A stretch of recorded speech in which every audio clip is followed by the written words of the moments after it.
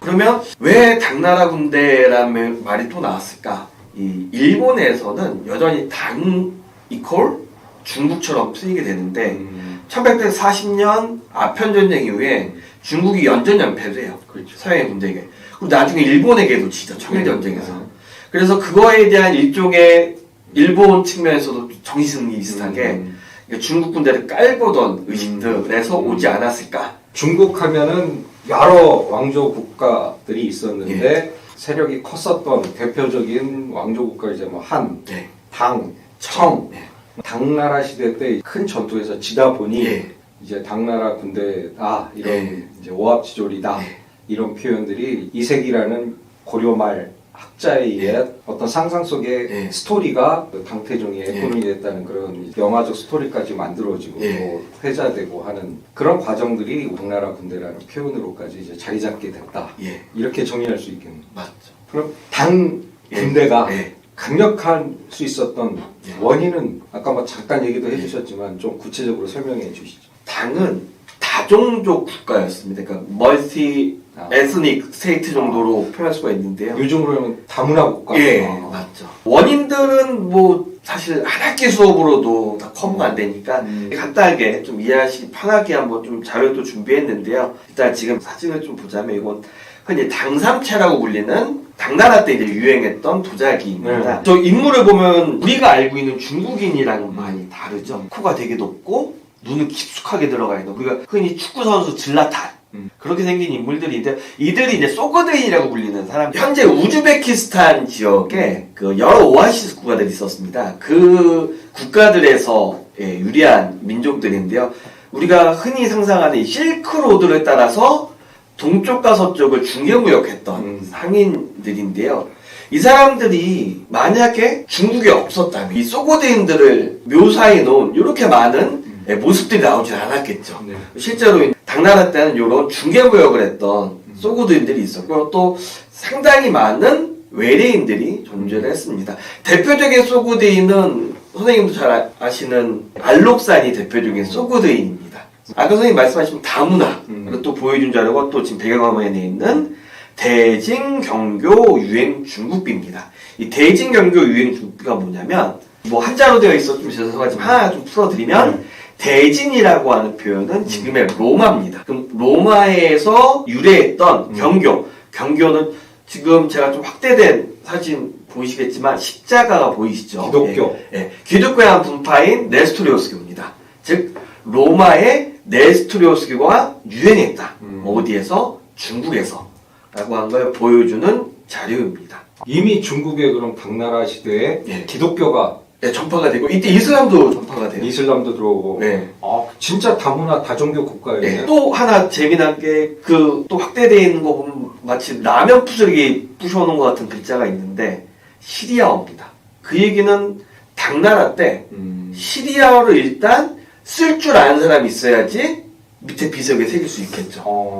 또 비석을 세웠다는 얘기는 비석을 보라고 세운 거 아닙니까? 즉 시리아어를 읽을 줄 아는 외국인이 존재했던 거예요. 우리가 로마 제국 같은 경우도 되게 국제, 다문화, 다종족, 외래인들을 계속해서 흡수하고 그들의 능력이 있으면 중요한 자리에도 사용하고 그런 게 있었기 때문에 로마가 강력한 제국으로 성장할 수 있었다. 즉 로마 시대에 있던 개방성, 다양성 이게 제국의 근원이었다. 저는 그렇게 이제 좀 어떤 책에서 봤었는데 우리가 알고 있었던 당이라는 나라가 그냥 중국 시대 한 왕조 국가로 그 정도가 아니라 로마와 같은 그런 시스템을 이미 갖추고 있었다. 유사하게.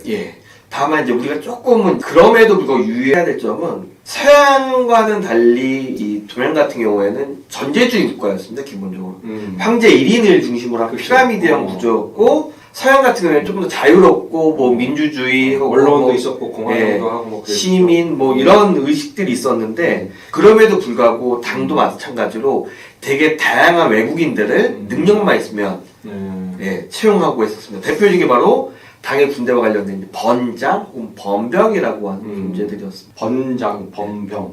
그 군대 단위를 의미하는 거예요. 번은 중국 외부에 있는 외국을 의미합니다. 지금 번장은 뭐냐면 외국 출신의 즉 비한족 장군입니다. 아. 그러니까 출신은 좀 속된 말로 이제 오랑캐 출신이지만 있기 중국의 때문에 입장에서 봤었을 때 예. 오랑캐 출신이지만 능력이 있기 때문에 우리가 데려다가 너를 장군으로 예. 그 사람이 명한다. 번장, 예. 병사가 되면 범병. 예.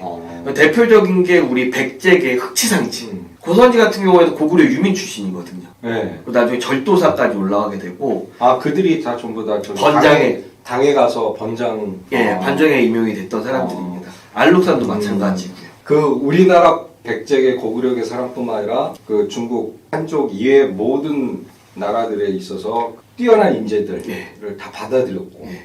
그러니까 그만큼 당나라는 개방적이었고 국제적인 국가였다. 재미있는 일 하나 말씀을 아, 드리겠습니다. 그러니까 단순하게 외국인이라고 다 채용은 안 되거든요. 그렇겠죠. 예. 뭐 능력이 있어야 되죠. 출중해야 되겠죠. 연남생이라고 불리는 연개소문의 장남 동생과의 알력 싸움에 서서 우리 고구려를 팔아먹고 당나라에 넘어온 연남생. 이제 중국에서는 근데 이제 연이라고 하는 게 당을 세운 이연의 연자랑 이 연개소문의 연자가 똑같은 글자이기 때문에 피위라고 해서 같은 글자를 못 씁니다. 그래서 의미가 통하는 천이라고 하는 표현을 해서 천남생이 되는데 천남생의 아들 천원성이 같은 이제 번장이 됐는데 무추천이라고 불리는 여성왕제 시절에 네. 무추천이 이제 궁중에서 활쏘기 대회를 한번 엽니다.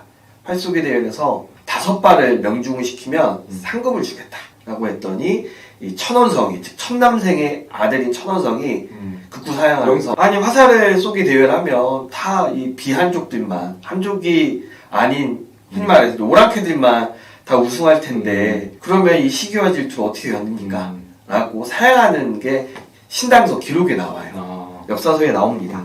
내가 나가면 1등인데 예. 그때 또 한쪽 애들이 또 저 외국의 소녀한테 저게 1등 뺏겨갖고 배 아프다 막 예. 시기 질투할까봐 예. 그런 그 얘기는 반대로 생각하면 그만큼 우리가 또 활을 잘 썼던 거죠. 맨날 양문 금메달 따잖아. 예, 맞습니다. 옛날부터 활 잘 쏜다고 중국에서도 했던 예. 그게 그런 일화에도 그게 또 반영이 돼 있네.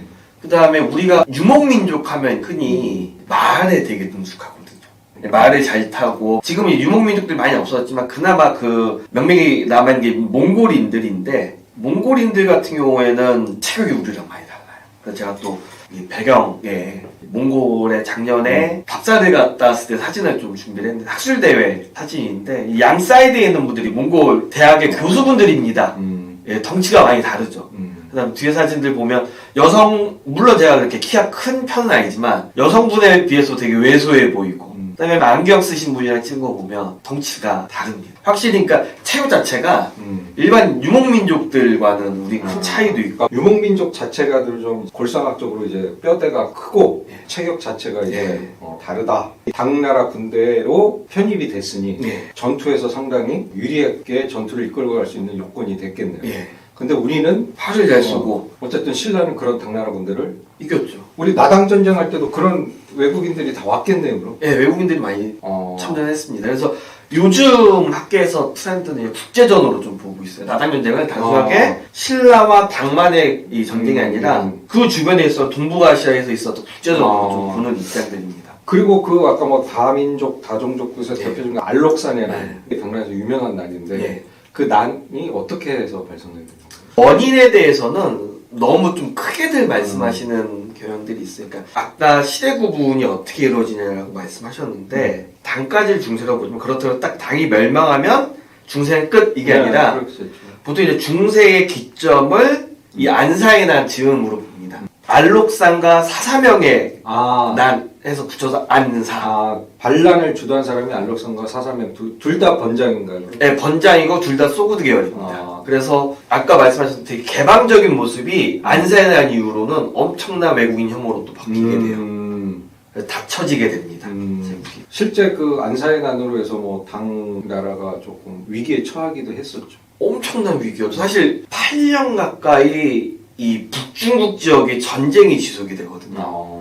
멸망에도 당연한 상황이었는데 이게 어떻게 꾸역꾸역 넘어가긴 하는데 어찌되었든 이 안사에 나는 기점으로 해서 중국 사회가 크게 변하게 됩니다. 아까 말했던 이제 개방적이고 국제적인 그런 다문화적인 그런 이게 일소가 되고 폐쇄적이고 국수적으로 바뀌게 되고요. 경제 시스템도 많이 바뀌게 되고 뭐 군대도 마찬가지고 어떻게 보면 알록산이 그럼 그 중국 중세사에서 되게 큰 역사적 전환점을 가져온 그런 사건이라고 볼 수 있죠. 아주 큰 사건으로 보고 있습니다. 그리고 또 당나라는 또 당태종의 정관의 치세 네. 이게 유명한데 그만큼 이제 치세 정치를 잘했다 네. 뭐 그런 의미죠. 그 당태종이 당의 두 번째 왕제입니다. 618년부터 649년 죽을 때까지 대략 한 30년 정도 통치를 했는데요. 정관이라는 연어를 썼기 때문에 연호가 무엇이냐면요.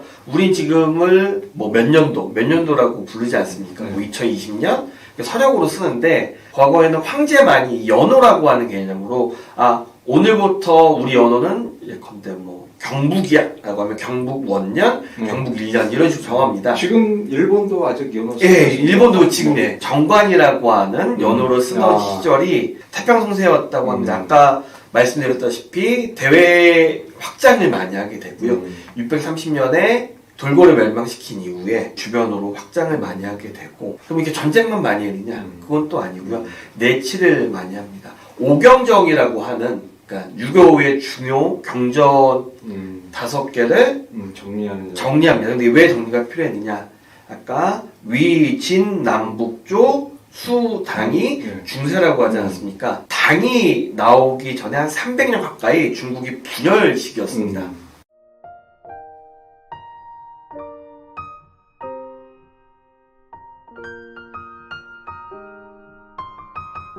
It's my